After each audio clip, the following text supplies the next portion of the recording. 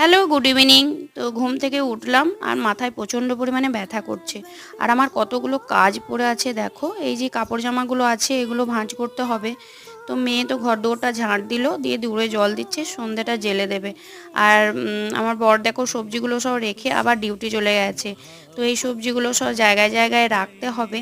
তারপরে আবার মাছও এনেছে, এই বেসিংয়ে আছে, এই প্যাকেটের মধ্যে।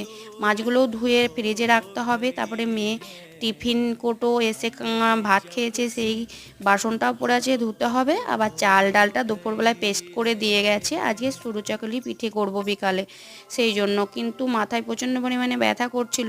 আর আজকে মন্দিরে আছে গুরু গোবিন্দ সিং জয়ন্তী, সেই জন্য খাওয়া দাওয়াও চলছে। তো শেষ পর্যন্ত ওই কাজগুলো সেরে মন্দিরেই চলে এলাম। আর রাতের রান্নাটা করতে হয়নি, খাওয়া দাওয়া ব্যবস্থা এই মন্দিরেই। তো প্রণাম টনাম করে খাওয়া দাওয়াটা করে নিলাম। তো ভিডিওটা ভালো লাগলে একটা লাইক।